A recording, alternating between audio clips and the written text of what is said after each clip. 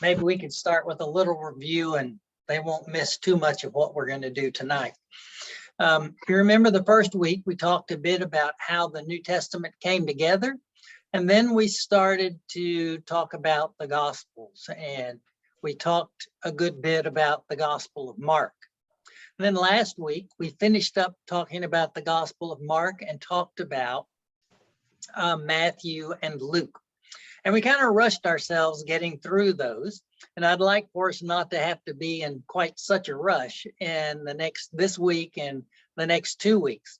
So this evening, we're going to talk about the Gospel of John, and then we're going to turn to the book of Acts. And if we get through those, then we'll begin talking about Paul and his letters. So we turn this evening to the Gospel of John, which is among the 4 Gospels, the one that is the most different. Matthew, Mark, and Luke together are known as the Synoptic Gospels. And that means they're alike, they're similar. They follow the same basic outline of the ministry of Jesus. They have many of the same sayings of Jesus, many of the same miracles and deeds of Jesus. So they sort of work as sort of documents that are written to these churches to help them figure out how they're supposed to understand Jesus. But when we get to the Gospel of John, we get a very different image. Almost none of the stories in the Synoptic Gospels about Jesus are in John. And almost none of them that are in John are in Matthew, Mark, and Luke. There are a lot more stories in John about what Jesus does in Judea, that area right around Jerusalem, and a lot more about what he does in Samaria, the part that's in Palestine that's between the area around Jerusalem and Galilee in the north. So we get a lot of sort of things that the other Gospels simply don't tell us. Remember the way the Matthew, Mark, and Luke are set up. Jesus begins his ministry in Galilee and then makes one trip to Jerusalem where he is arrested and killed. In John, it's like he commutes to Judea every day or something. I mean, he keeps going down there. He goes a lot, and a lot of things we hear about, a lot of things happening there that simply aren't around. And the stories that John does have that are the same sometimes end up in very different places. So we saw that the Synoptic Gospels can move stories around too. But John, for example, makes Jesus, remember when he chases all the people around in the temple, instead of that being one of the things that immediately leads to his arrest, John puts that really early in the ministry of Jesus so that it sort of sets everybody on notice. And if you would read just Matthew, Mark, and Luke, you would expect that the ministry of Jesus is just 1 year long. But that's not what any of us were taught in Sunday school, right? I mean, we were all taught that it was 3 years long, because if you read the Gospel of John, it lasts for 3 years. So you go through 3 cycles of Jewish feast days in the Gospel of John. And so we're going to get some very different ideas about Jesus when we read John. John, remember, is one of the books that we cited our first night to talk about how sometimes books of the Bible are written by more than one person. And that is the case here.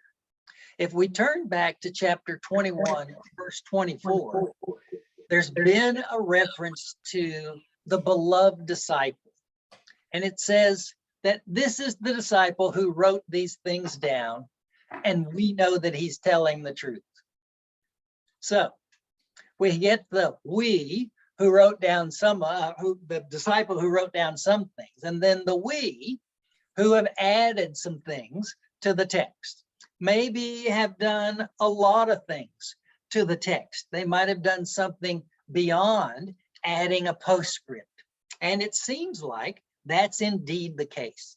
We don't know. Maybe the author died before finishing the work, or maybe the disciples of this person who knew Jesus decided that there was material they needed to put in there that he hadn't done, or maybe he hadn't put it in just the order that it ought to be. And one of the favorite places that people go to say, look, you can tell this has had another editor work on it, is the end of chapter 14. It's at the Last Supper.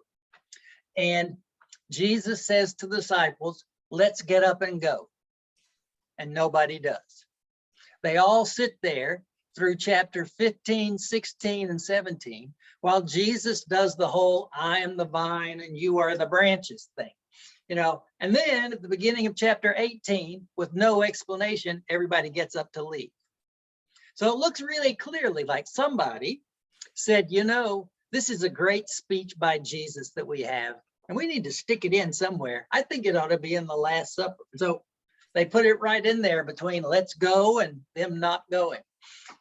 So there are a number of places in the Gospel of John where it looks like somebody, as sort of a secondary writer, came in and said, I'm going to change a little bit that's just right here.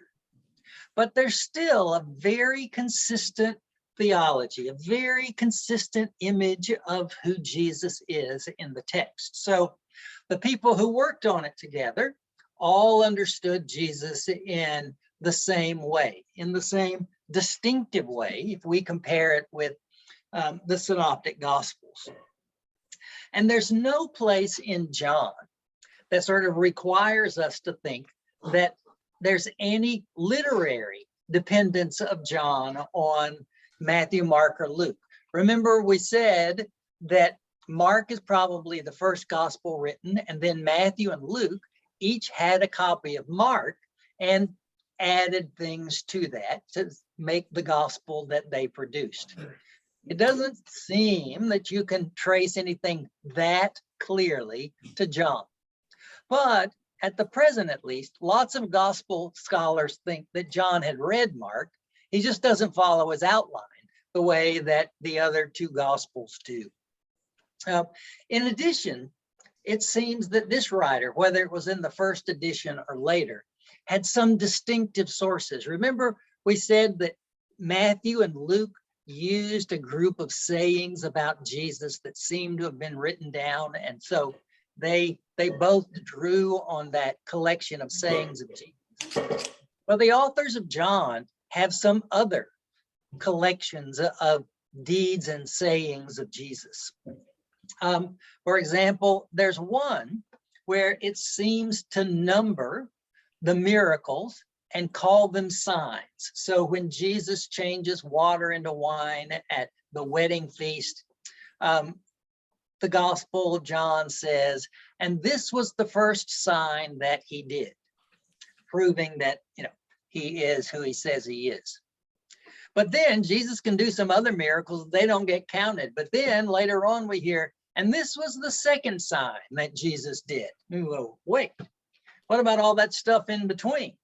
Okay, well, probably what's happened is the authors of John had this other document that told about these miracle stories of Jesus. And so they made sure that you get to hear about them. And they just took them sort of some of the way that they were written and plugged them in to the Gospel of John. There also seems to be one that has all kinds of speeches of Jesus that you don't hear about in the Synoptic Gospels either. So we'll come back and talk about that in just a little bit, because the way Jesus is a teacher in the Gospel of John is also very different. But we want to talk a little bit about this beloved disciple, or who is the author, at least the end of the gospel says, of at least the bones of the Gospel of John. Does this. He first appears in the Gospel of John in chapter 13, verse 23. And again, we're at the Last Supper. And Jesus has just said somebody is going to betray him. And Peter nudges the beloved disciple who is sitting next to Jesus and says, ask Jesus who it is. And so we get introduced to this new character, but he doesn't seem to be one of the 12 apostles. Early on, he got identified as the Apostle John, but that seems really unlikely because all of the stories about John in Matthew, Mark, and Luke that make John an important character are missing in the Gospel of John. And John's brother, James, never even gets mentioned in the Gospel of John. In addition, John the Apostle was from Galilee up north, and the Gospel of John is not really concerned about Galilee. Yeah, that's where Jesus is from, but the good stuff happens down there in Judea, okay, and sometimes in Samaria. So it seems unlikely that we can associate this gospel with the apostle that we know as John. But it's clearly someone that knew Jesus, clearly someone that is respected a great deal in the early church, and even someone who, like other leaders, have people around him who want to carry on his understanding of who Jesus is. All right, so as we think about the Gospel of John, again, it comes together in a way that's certainly different from Matthew and Luke. And again, it's going to have lots of different stories. So we're not going to be able to talk about all of the different ones that are there, though we'll talk about some themes. But before we go there, I want us to talk about one textual problem in the Gospel of John. Remember when we talked about the end of the Gospel of Mark, and we said, verses 9 through 16, they were not there for the first 350 years that the Gospel of Mark was around. And then suddenly they show up. Well, none of us were too distressed that that passage that talks about people being able to pick up snakes is not really in the Gospel of Mark. That's okay. We didn't really want it to be there anyway. So that wasn't too bad. But when we get to the Gospel of John, one of the really beloved stories, I'm afraid, falls into the same category. You remember the story of the woman who was caught committing adultery, and they bring her to Jesus and say, should we stone her? That's what the law says. And Jesus says, let whoever is without sin cast the first stone. It's a great story. It just was not in the Gospel of John until about the 4th century. Okay, the early copies of John simply don't have it. Now, it may well be a story that floated around about Jesus. It may be something, that you can say the tradition preserved this as a story and it finally made its way into John. But in the version of John that first circulated as one of the 4 Gospels together, that story wasn't part of it. It's another one of those passages, just like the end of the Gospel of Mark, that if that story weren't in the King James Version, it wouldn't be in your Bible today. Okay, but if you look in newer translations, like the New Revised Standard Version, you'll see that it's set off again by double parentheses. And then it says in a footnote, early manuscripts don't have this story. So it's a great story about Jesus, just unfortunately was not a part of the Gospel of John. So as I've said, there are a whole lot of unique things about John. The arrangement of the stories is completely different, and even the purpose. Remember, we talked about the purpose of Matthew, Mark, and Luke being to guide churches to help them figure out how to live as the people of God. Well, John also has that purpose, but in addition, he gives his own gospel an evangelistic purpose. That is, he says at the end in chapter 20 that he has written this gospel so that when people read it, they'll come to believe that Jesus is the Messiah, the Son of God, and so have eternal life. And so it does turn an eye outward in a way that Matthew, Mark, and Luke don't. It both wants to help the church and it wants to bring new people into the church. So that, again, makes it fairly distinctive.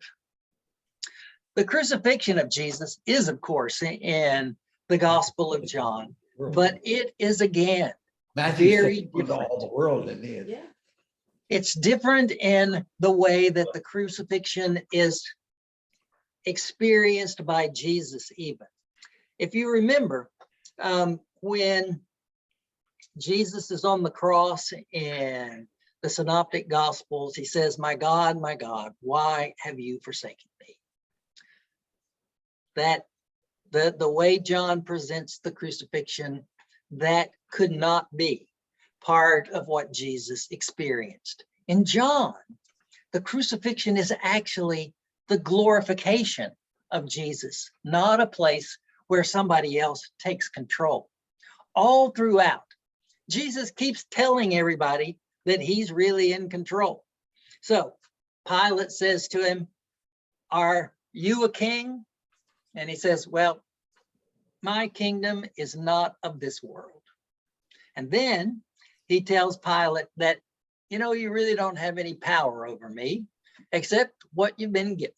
So, you know, you're not really going to do anything to me that I don't allow or intend to be done. And even when he's on the cross, he looks around and goes, oh yeah, my mom is here.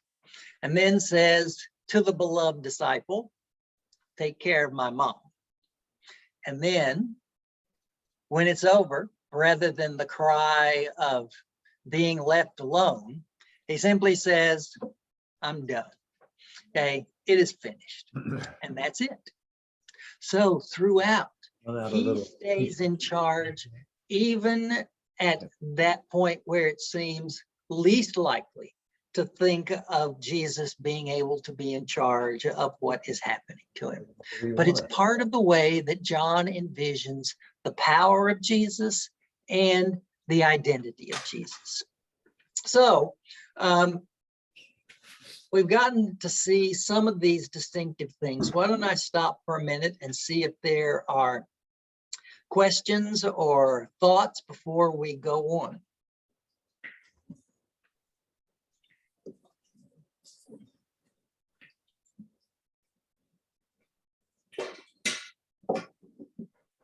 All right.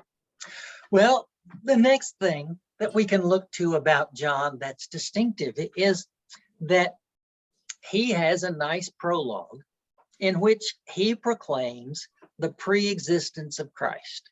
He is the only one of the gospel writers to do that explicitly. And he identifies Jesus not just as pre-existent. You could think the Son of Man would be pre-existent, but John identifies the Word that becomes flesh as the agent through whom God created the world. Now that is an astonishing way to start his book. It is, he starts off saying, this person I'm going to tell you about is the one through whom God made everything. Christ is there, God's equal in eternity, even identifies Christ with God. Now, that's a really hard thing because John is a Jewish person who writes to a church that's predominantly Jewish. And you know, the one thing that you believe if you're Jewish is there's one God. And so John starts his gospel off by saying, and the Word was God. It's like, wait, doesn't that sound like you've got two of them? How can you do that and make sense of it? Well, of course, the early church quickly developed ideas of the exalted Christ. And even before the Gospel of John, there were traditions that said that Christ was God's agent in creating the world. And so somehow the church managed to think of ways that Christ could be that closely identified with God and still not violate monotheism, still believe that God is one. The way that most people think the early church and the Gospel of John in particular were able to think about this issue is through the wisdom tradition of Israel. In the wisdom traditions of Israel, they had seen God, of course, as the one God over everything, but also saw wisdom personified as a helper of God. And she becomes God's agent through whom God creates the world, God's agent through whom God can communicate God's wisdom to human beings. And so she becomes something of her own person. And yet, what she really is a manifestation of God, a part of God's character. And so you can talk about her as a different individual, but still envision that what she's doing is what God is doing. And so many think that that same idea, that sort of an emanation from God that becomes its own being in a sense, that's the sort of background of how the church began to think about who Jesus was. So it doesn't violate monotheism to be able to say that Christ is this manifestation of who God is, and separate from God, but at the same time, a part of God. So that seems to be the tradition that John and others in the early church drew on as they thought about how close the identity of Jesus is to God. And we'll come back to sort of the things that Jesus says in his own ministry that reinforce this idea of the closeness of the identities of God and of Christ. But that is, of course, an issue. That is how the two are related. That has been important in Christian discussions from the first century up till now, as we try to think about the identity of Christ. And Ken had a question about whether it was a fourth manifestation of the Godhead. But of course, in Judaism, there's no Trinity. There wasn't such a thing. But you could have different characteristics of God that become, like wisdom, another manifestation of who God is, a separate being in a sense from God, but inescapably attached to God and God's identity. So, other things? I know this is a strange way to think about, or the identity of Jesus, or of the Christ. Of course, it's not just Jesus, but it's the one who becomes incarnate. You can't see me. Okay. Is there a biblical basis for the Trinity in the New Testament, and when did that concept? When was that concept really become part of our religion? Yeah. Well, you phrase that question in a really hard way, Tom. You say, is there a basis for the Trinity? Well, that's argued significantly on both sides. There's certainly not a Trinity in the New Testament. Constantly in the New Testament, Christ is subordinate to God. Now, in doctrines of the Trinity, the Father, the Son, and the Spirit are all equals. That is not true in the biblical texts. Now, still, the things that get said, like in the prologue to the Gospel of John, the Word was in the beginning with God, and the Word was God. Those kinds of things make it difficult to sit down and ferret out just exactly what we should think about the relationship between what we talk about is God the Father and Christ and the Spirit. Arguments about it went on for about 300 years and before the doctrine of the Trinity emerged. Basically, it seems that every generation built on what the previous generation had thought about how to construct the relationship between Christ, God, and the Spirit, and they called anathema whatever the previous generation has done, and they moved on, and they finally got to Nicaea to set out what's the basic understanding of the Trinity that the church has kept since that time. So it wasn't for another 250 years before you get sort of the doctrine of the Trinity that we know. Jerry, it's Sugar. Do all the Christian denominations believe in the Trinity? No. In fact, the disciples don't necessarily. Okay. That doesn't surprise me a lot. One of the founders of the disciples, Martin Stone, was what's traditionally called a modalist. That is, he said there was no such thing as the Trinity, but rather God appeared in different modes at different times to accomplish what God needed to accomplish in the world. Paul, would you like to add anything to the history there, as the theologian here?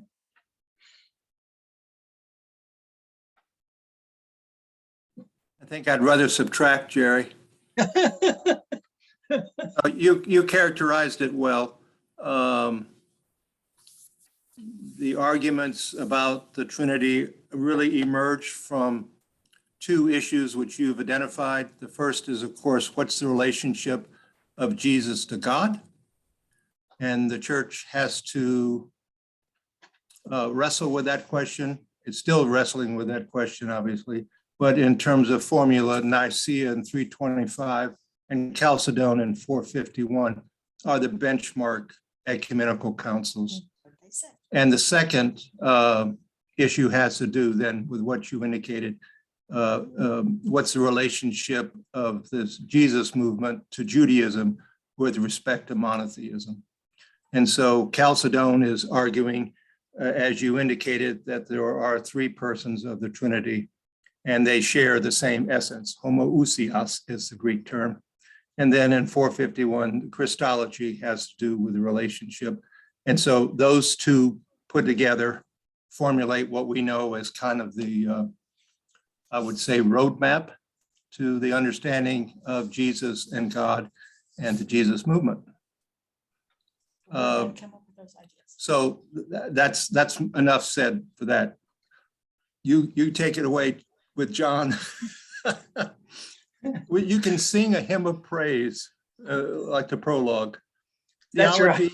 Yeah, theology is not the most important concept. It's practice at this point in the early church, and only when you get to Constantine in 312 and the emperor decides that we're going to have uniformity of thought, that we begin to have these formulations. So thank you for asking. Yeah, Carry thanks, on. Paul. Thank you both. One of the things that Paul mentioned that I think is really important is that what we have in the Gospel of John are not theological formulations as such. They are more poems of praise. That is, these formulations emerged from worship settings, not theology classrooms. And so when you go to try to figure out how to give logical expression to the experiences that people have and give voice to in liturgy, it can be a problem. Hey, just ask the early church, as they tried to figure all that out. They know what they've experienced as the presence of God and how they have received it. Now, how do we talk about that in a way that makes the kind of sense we think it ought to make. All right.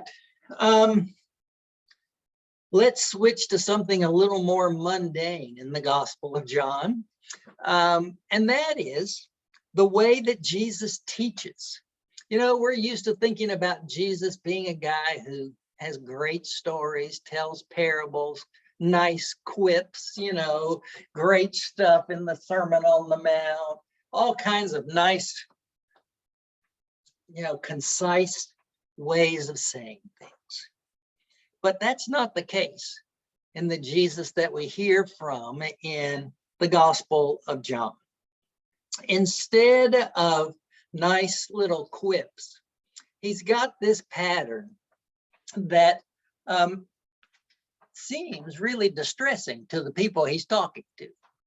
That is, he begins, when somebody comes to him, they may ask a question, and Jesus gives a really cryptic statement that the person misunderstands. They couldn't do anything else.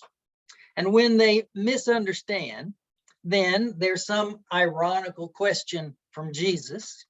And then he says, well, if you don't understand this, how do you think you'll ever understand heavenly things? And then he goes on to talk about heavenly things. Now, that's the case in the story of Nicodemus.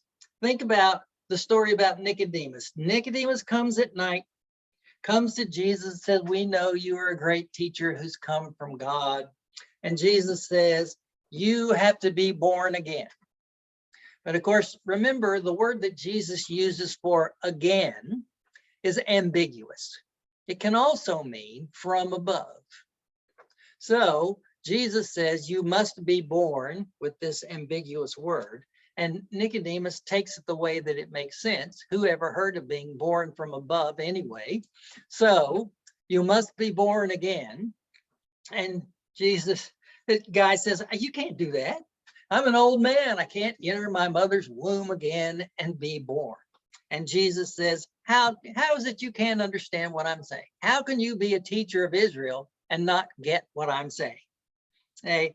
And then Jesus goes on to talk about what Jesus means by being born again and how it's possible. Now, when we read those kinds of stories, and it's not the only one, it's the same thing with the woman at the well. It's the same thing when he meets character Nathaniel. So Jesus approaches people in this way in the Gospel of John. What we have to remember when we're reading it is that story is there because that stuff Jesus tells to the person, that stuff Jesus told to Nicodemus, that's what John intends for the readers to hear. It's there, not because it happened exactly that way, but because John wants you to hear that teaching. John wants you to understand that identity of Jesus, or that way that God is working in Jesus. So that speech is really directed at the readers. So, and you get to be a little bit smug because you're not the one who misunderstood. You let the other guy be the one who gets it wrong, and you can go, well, I would have gotten that, you know, because you know the answer, because you just got told what the answer is. And so it's a way for John to be able to give some teaching that he wants his church to hear that might otherwise be difficult to get across to them. So a very different experience of knowing Jesus as a teacher in John than what you have in the other Gospels. And you remember how, especially in the Gospel of Mark, but in Matthew and Luke too, Jesus hides his identity. He tells people, don't tell anybody who I am. He heals somebody and says, don't tell anybody. The disciples say, we think you're the Messiah. And he says, don't tell anybody. He keeps doing that. He doesn't do that in John. Okay, in John, he tells everybody who he is up front. And the identity that he claims for himself is pretty amazing. That is, he takes on names of God. You remember when Moses goes to the burning bush in Exodus, and God tells him, I want you to go and bring the people out of Egypt. Moses says, well, who shall I tell them sent me? What's your name? Nobody knows the name of God in the storyline up to that point. Not Abraham, not any of the ancestors. Nobody knows God's name. And God says, tell them my name is I am. Basically, my name is, I'm the one who's a real God. I'm the one who really exists. And so that becomes sort of the name of God. Well, Jesus can say things that give him that title. So, for example, in chapter 8, he's arguing with some people and he says, Abraham was glad to see the day that I was around. And they all go, Abraham's been dead for hundreds of years. How can Abraham know anything about you? And Jesus says, before Abraham was, I am. Now, that could be innocent, but John lets us know that it was not. Because he says when the people around him heard him say that, they picked up stones to start to stone him. So they hear him claim to be divine. And Jesus doesn't deny it. In fact, he's willing to take that title many times. In chapter 10, he says things like, the Father and I are one. Elsewhere, he says, the Father works on the Sabbath, and so do I. Or so he can be what God is. So, more than any of the other Gospels, Jesus identifies himself with God. Now, again, that's a pretty hard thing to do. I mean, think you're telling the story about Jesus, and when Jesus is around, and you say, we only believe in one God. Oh yeah, and that's him walking around over there. Now, go, wait a minute. That can't be right. There's something strange going on here. But that's the nearness of the identity of Jesus and God that John gives us in his gospel. So there are places in John's gospel where Jesus says, I am, where it could mean I am the one. But there are places where it clearly cannot mean that. And John doesn't mean it to mean I am the one. He wants you to hear Jesus claiming identity with Jesus. Again, John scholars have argued about what it must have meant for John to say something like that, or have Jesus say something like that. Are they one in their essence, as Paul reminded us that the later creeds decided, or are they one merely in will or in knowledge? Just what does it mean to say that the Father and I are one? So again, John's not going to explain that to us. He's telling us a story. He wants to establish that identity of Jesus with God. And so he gives us those sayings of Jesus. So we're not going to get a higher identity for Jesus anywhere in the New Testament than what we get here. Because remember, Jesus becomes simply a human manifestation of this characteristic of God that had been here since before creation. So that is an exceedingly exalted understanding of who Jesus was. Okay, got only one other thing I want to talk about with the Gospel of John, but if anybody has any questions about this identity of Jesus, let me stop here and we can talk about them.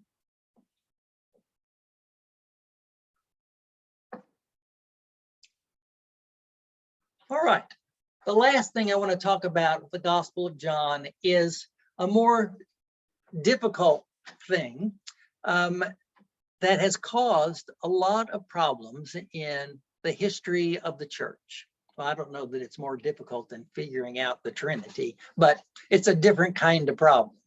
Okay, and it is the way that John makes so many accusations about the Jews. He talks about how terrible the Jews are all the time. Now, that's a very odd thing. Remember, I told you a few minutes ago that John is Jewish.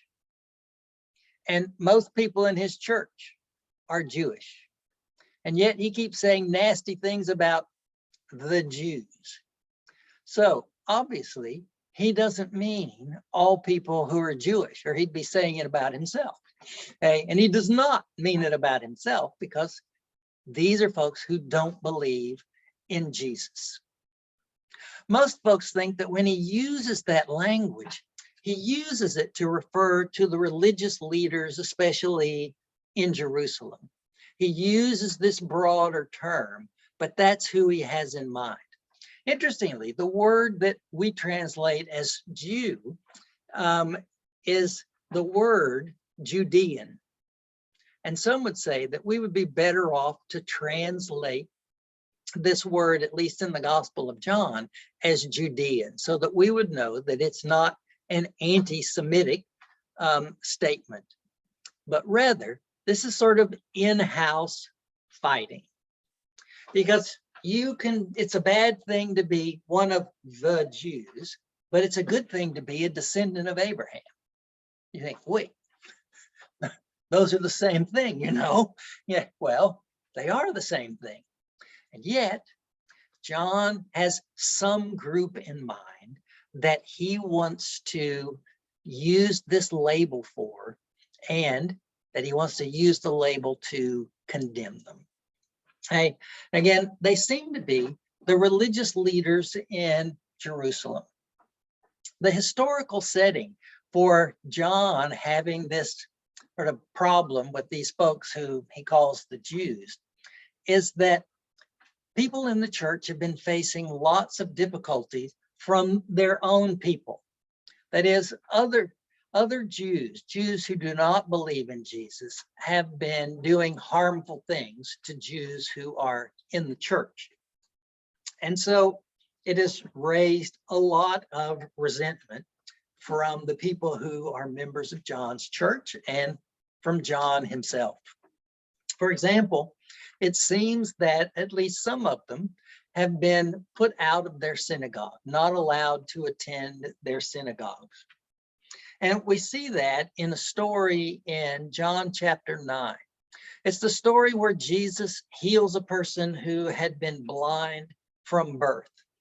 So he heals this person, does it on the Sabbath. The religious leaders are upset. They start to question the man, and the man's going, well, you know, you guys are the experts, but if he can heal blind people, I'm thinking he's from God. You know, so he sort of makes fun of them. And then they decide, well, maybe he really wasn't blind from birth after all. So they call up his parents and say, hey, was this guy really blind from birth? And they look at each other and say, ask him, he's a grown-up. Now, that's not a very good answer from your parents. But John goes on to say that they answered like that because those leaders had already decided that if anybody confessed that Jesus was the Christ, the Messiah, they would put them out of the synagogue. So that seems to reflect the experience of John's church. They're people who have been thrown out of their own home synagogues.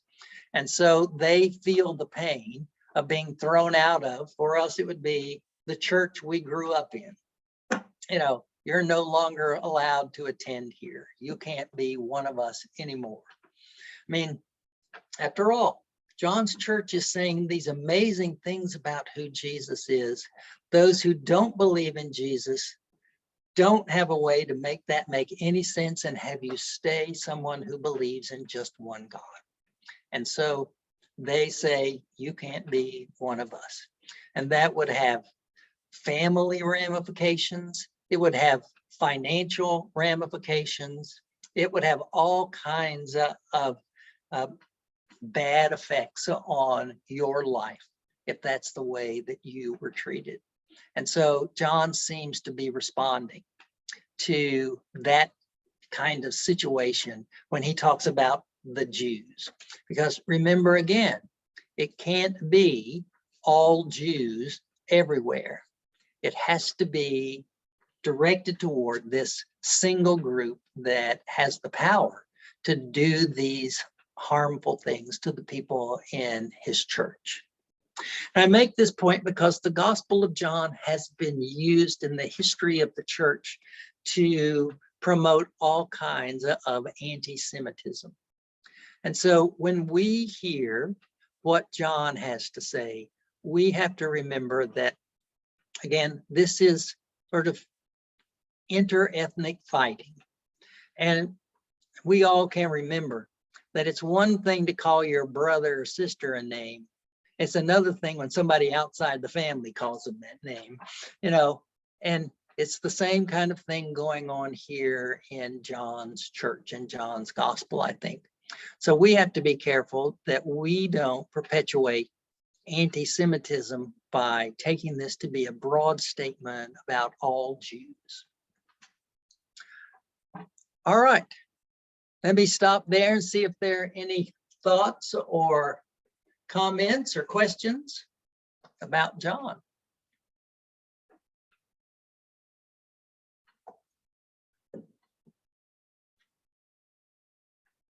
Well, all right. Well, we are about ready to take up discussion of the book of Acts. So we've been taking about a 5-minute break. So why don't we take our 5-minute break right here, and we'll come back here at 5 till 8. Well, it's hard to see where the people are back. I don't know if they're eating dinner or drinking something they don't want us to see, but we can maybe go ahead and get started with our look at the book of Acts. The book of Acts is, of course, the story of the early church, how and where it started and how it spread. And it's a very selective telling. That is, Luke tells us about the church mostly in the way he wants us to think about it. Now, the book of Acts is also the second volume of the Gospel of Luke.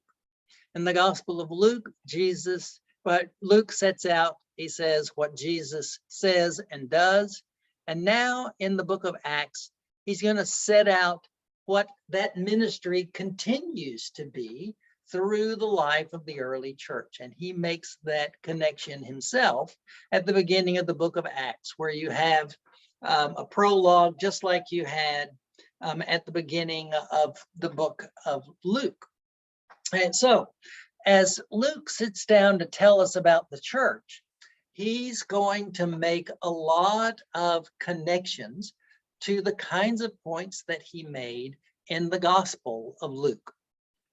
Before we get to some of those, I want us to think about some of the broad purposes of the book of Acts.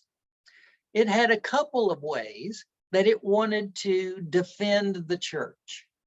One of the things that got said about the church was that, it's one of those new religions. I mean, we know what it is to talk about a new religion that shows up in town, right? We're going, only those crazy people join a cult like that. Okay. Well, folks said that in the ancient world too. I mean, one of the things that you wanted to do if you were part of a religion was show how old it was, that it had been around forever. And Judaism could do that. It traced itself back to Abraham so long ago. Okay, and so one of the things that the book of Acts does is show how the church is related to Judaism. And because those are its roots, it's really an old religion too. So it might be a new thing happening in it, but it's part of that old religious tradition. And so it can be venerable. It can be something you can honor because it didn't just pop up out of nowhere. So that's one thing that it wants to do in the face of critics who say you shouldn't be part of that because it's just one of those fly-by-night new kind of religions.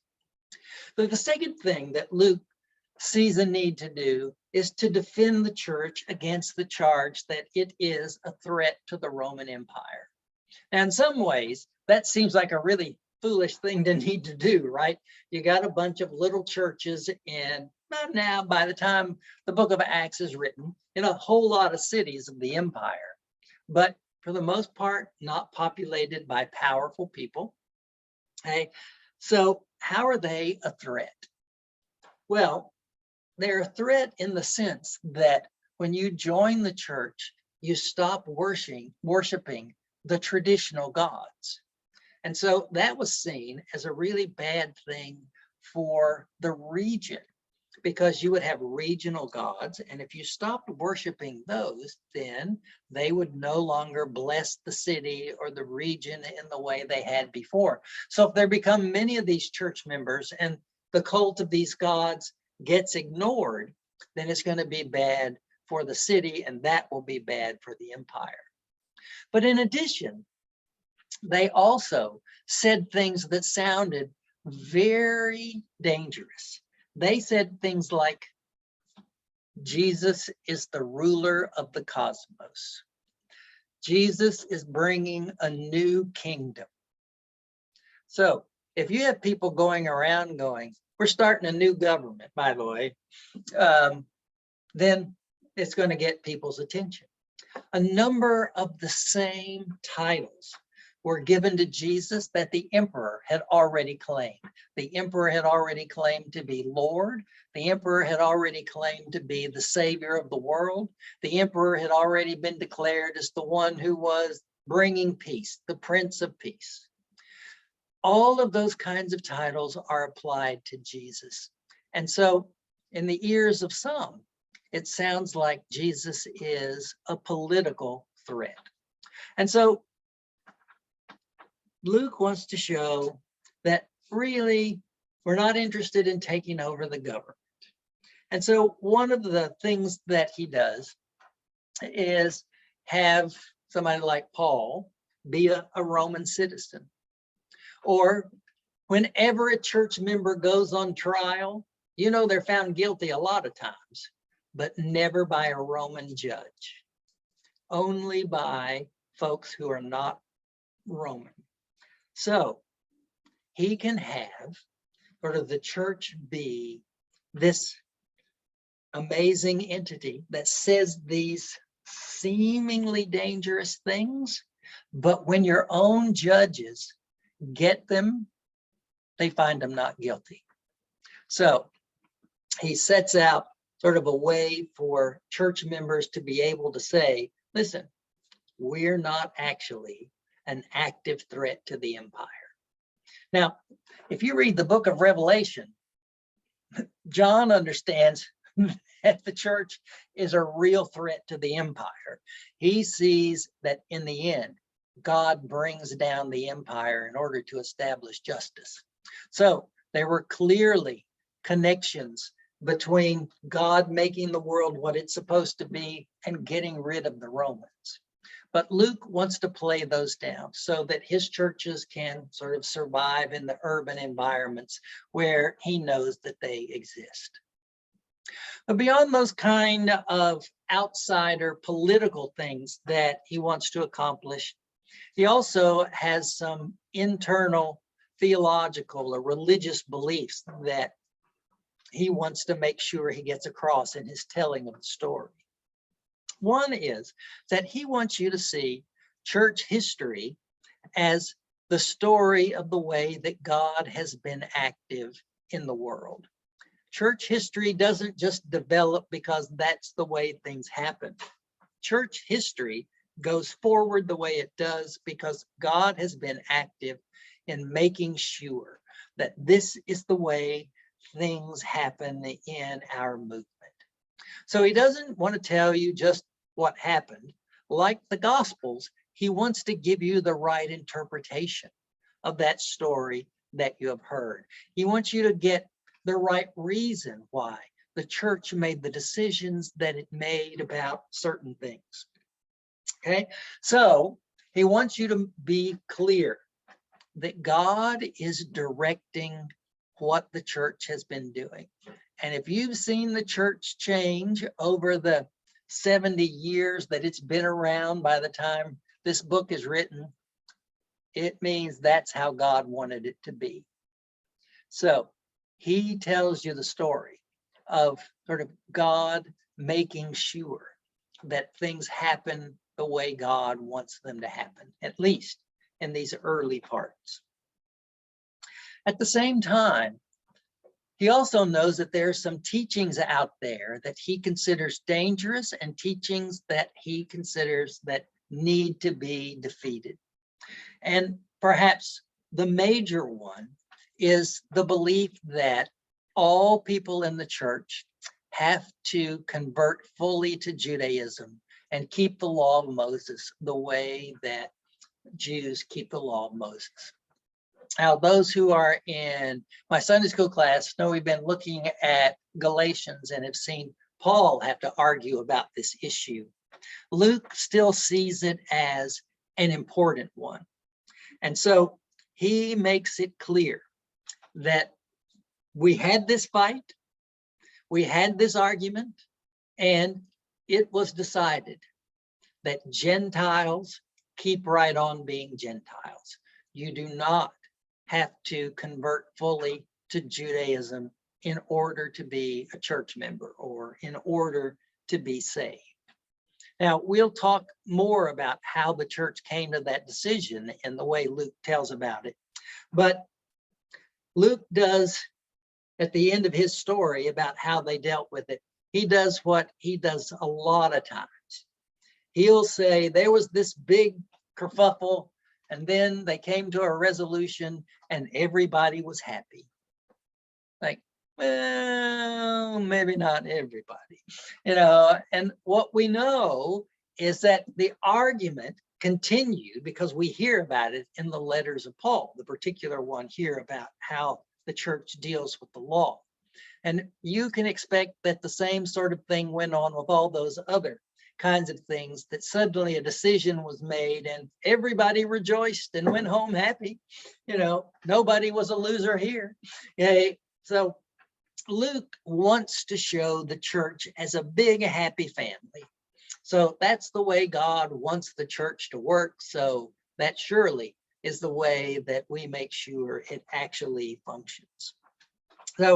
So he may exaggerate just how well people get along in the church. And maybe we should keep that in mind and not be discouraged when they don't get along in our churches. We'll see, even as much as he wanted them to be a good, happy family, they still had some significant arguments that were important. The Gospel of Luke, the book of Acts is arranged in a couple of sort of parallel ways. One way is given to us in the beginning of the book itself. In chapter 1, verse 8, we get a rerun of appearances of the risen Christ. And there, Christ commissions the apostles to go out after they've received power in Jerusalem and spread the news about him in Jerusalem and all of Judea, the surrounding area, and then Samaria, the next region north, and then to the rest of the world. And that's the pattern that the book of Acts follows. And we'll see why that pattern makes some good sense in the ways that the movement expands. But it's also almost evenly divided between the first half being about how the church grows among Jewish folks, and in the second half, how it grows among Gentiles. So he devotes about as much time to one of those groups as the other. The star of the show, besides God, in the first half, when the gospel's being spread among Jews, is Peter. And the star of the show when the gospel's being spread among Gentiles is Paul.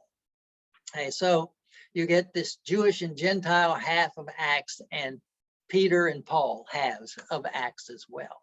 So we'll see, so our characters shift significantly at that sort of pivotal point in the book of Acts.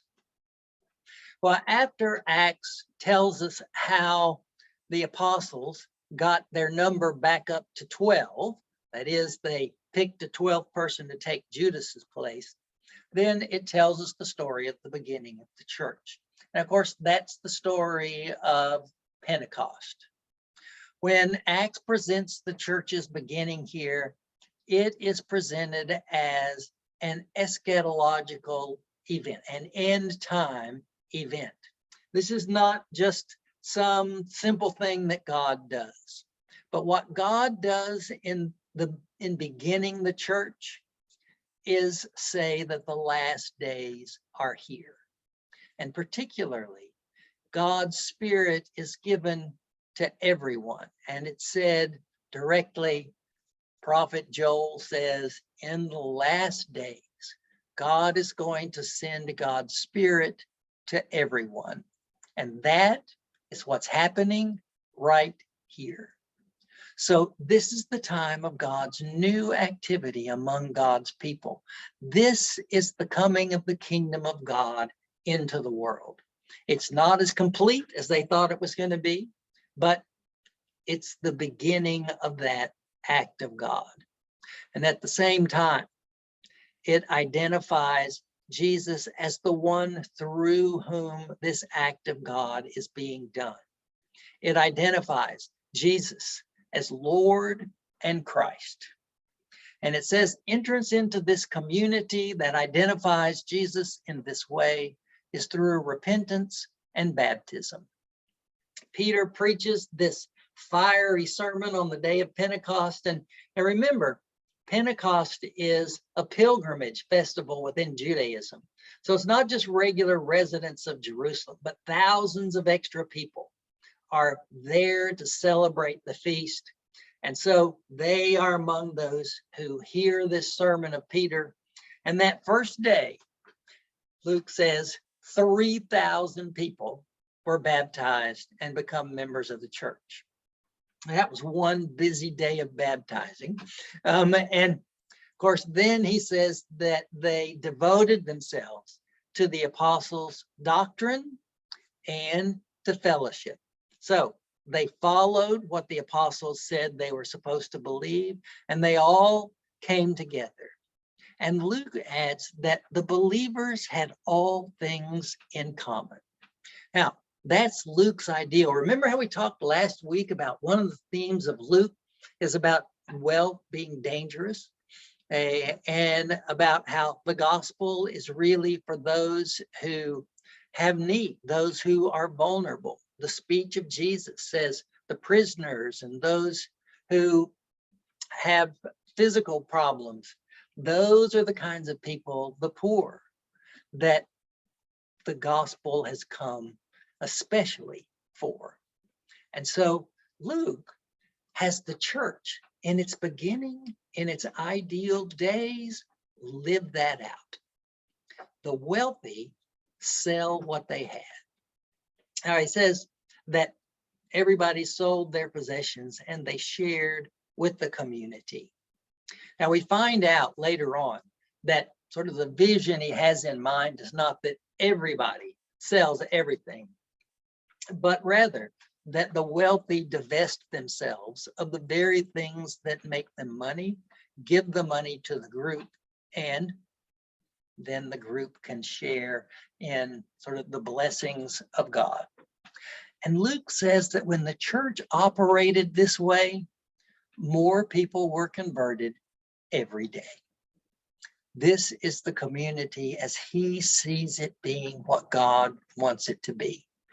People share what they have fully. Okay? They listen to what the apostles say they need to do. They are together in happy fellowship. So that's what he wants to see the church be. Now, he gives us that picture of the first days of the church's existence. We never get that rosy of a picture again.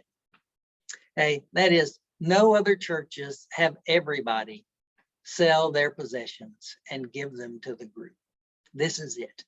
So he knows it doesn't really happen everywhere in the church, but it sure is what the church ought to look like as he thinks about it. So as we think about Acts, one of the things you'll notice as you go to read it is that there are a lot of speeches where somebody will get up and give this long speech. I mean, if you just read the speech of the day of Pentecost from Peter, it is a long one, at least as pages in the Bible go. And he's got several of these speeches. Now, remember, there are no tape recorders. So how does he know what these people said? Well, he might know what the topic is. He might know what scriptures they cited, but he doesn't know word for word what they said. But he gives you their speech anyway. Now, we might think that sounds terrible, but ancient historians did not. I mean, one of the most respected historians of the ancient world, Herodotus, gave some instructions about how to write history.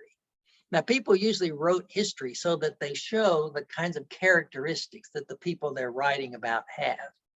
And he said, you know, if you're telling a story and you know that these people won a battle against these extreme odds, you know that that general must have given a rousing speech to those troops. And you know the kinds of things that people from Athens believe in. So write him a speech. You know, that's the way you wrote history in the ancient world. So Luke, who wasn't there for any of these speeches, has to ask people, so what was the topic? Now you can imagine, here we are more than 50 years past the time of Peter's sermon.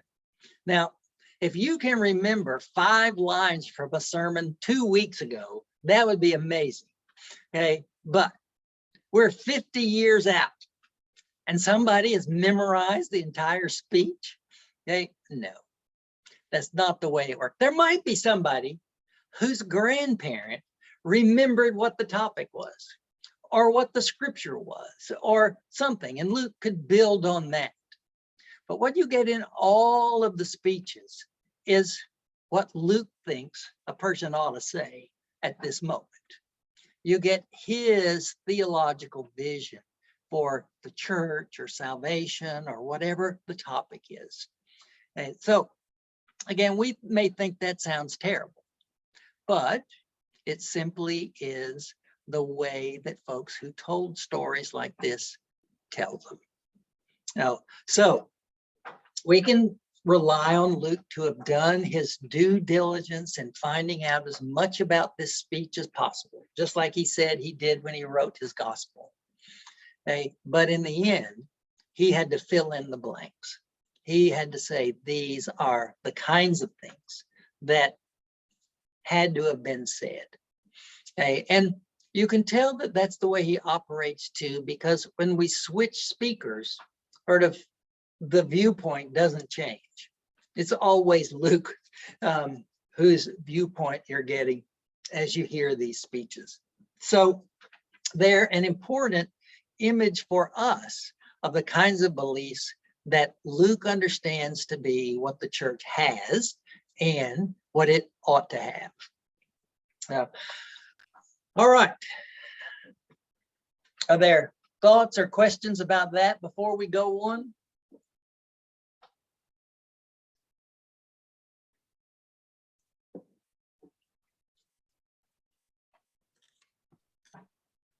Jerry, Uh-huh. you talked earlier about you talked about getting rid of the Romans, but in Nicaea, the 325 thing, the church and the Roman Empire seemed to come together. And how much did the Romans come back in? How much did the empire? Is there an empirical Christianity that came into play somewhat there? When seems like when church and state come together, state always wins, and that seems might have been the case. Might have been the case there. Well, it certainly was a big development in church history, and there were all kinds of things that certainly were shaped by sort of the church having a good relationship with the empire. It wasn't a straight path forward. There were disagreements, and even though the church was favored by Constantine and some of those who came after him, it doesn't mean that everybody did exactly what the folks who the empire sponsored said. And think of the people who were on the losing side of the arguments about the nature of Christ. When they lost those arguments and the vote went against them at the council meeting, you think they just changed their mind? Well, no. They went back home and taught the same things. And for the most part, came to no harm because of it. So when decisions were made in those councils, not everybody was in lockstep. So it took a very good long time for there to be enough financial control to sort of be sure that there was the kind of compliance that we might think about. So debates didn't end because councils met. But And go ahead. But some of the councils, the losers, had a little issue with wood and fire, I think, didn't they? Later on, but not Okay. immediately. And I tell you, it was such a change that there arose this big debate about what to do with the book of Revelation. Because the book of Revelation says Rome is the enemy of God. And now Rome is on our side. So what do you do with this book? And some decided, yeah, it shouldn't be in the Bible. Yeah. Thanks. Other things? All right. You know how that verse in Acts 1:8 says the church is going to go from Jerusalem to the rest of the area around Jerusalem, and then to Samaria, and then to the rest of the world? Not all of those transitions were smooth. At the beginning, everybody in the church was a person who was an observant Jew. The book of Acts starts out by telling you that people came from all over the world for this speech and for the Passover, Pentecost, and then would hear this speech from all over the world. And then it adds both Jews and proselytes. So that means there are no Jews, there are no Gentiles there. They come from all over the world, but they're all Jewish. Everybody who becomes a member of the church on the day of Pentecost is Jewish. And that is the way it stays for a while. All of the stories that you hear in the first 7 chapters of Acts, all church members are Jewish.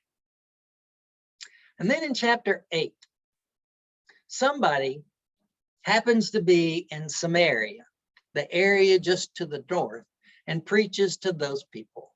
Now, people who were Samaritans are people who are actually related to Jews. You remember back in the history of Israel, there were two Jewish kingdoms. There was the one around Jerusalem, which was known as Judah, and there was the northern kingdom, whose capital was in Samaria, and it was known as the nation of Israel.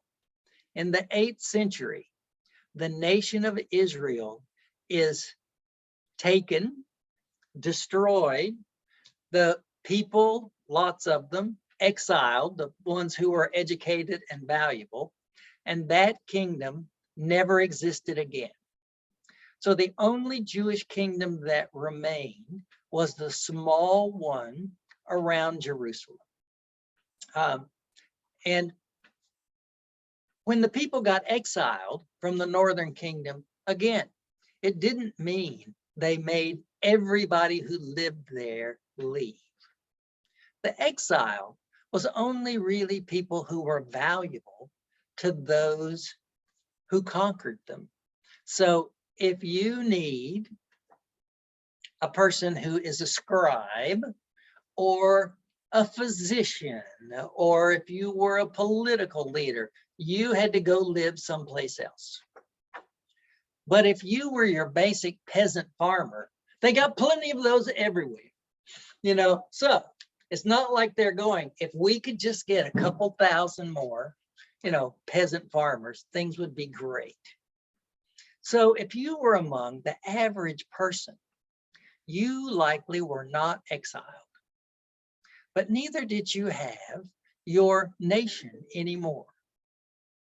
And most of those people began to marry with other ethnic groups that were around them. Many of them, however, still kept their contact with the God of Israel. So that by the time of Jesus, Samaritans had their own version of what we have as the Torah, the first 5 books of the Old Testament, and the Samaritans had theirs. And they agreed about a lot of things. They both understood themselves to be in covenant with God. They both had the 10 commandments. They had a lot in common. But that also means they really don't like each other. Now, they each see themselves as the true people of God. But if you step back a little bit, compared to everybody else in the world, they're a lot alike. So this person, Philip, ends up being in Samaria, preaches this sermon about Jesus. People believe and are baptized. But things don't go as they're expected. Usually, when people get baptized, it's obvious that the Spirit of God comes upon them. But it didn't happen to the people in Samaria. So you think, I wonder what went wrong here. So they send down and get the 2 apostles, Peter and John, to come to Samaria to inspect things. And when they get there, they listen. Things seem to be right. They pray, and then they lay their hands on them, and the Spirit of God comes on those people in the same way it did regular Jewish Christians in Jerusalem and in the rest of Judea. So the first inch outside of having all Jews be in the church was to Samaritans. Samaritans aren't liked, but they're still as close to being Jewish as you can get. They're still people who keep the law in much the same way that Jews keep the law. So in lots of ways, they don't raise terrible issues.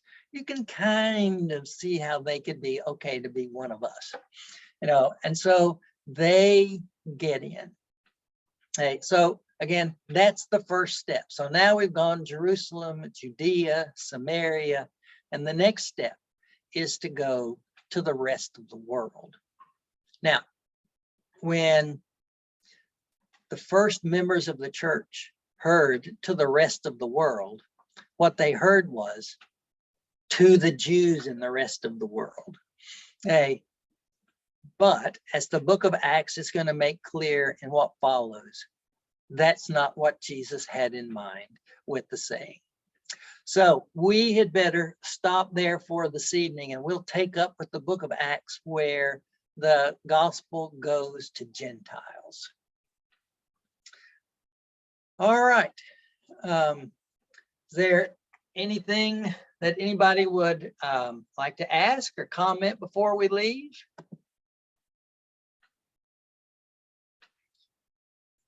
Oh, Ken is asking about the picture behind me. Well, I don't know, because this is not actually my house. This is my daughter's house. You remember, this is a different place from where I've been. There's a long story about why I'm here. I don't know.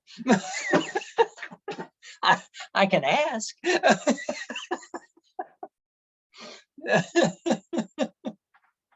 No, but next week, I think I'll be back in my own basement. So.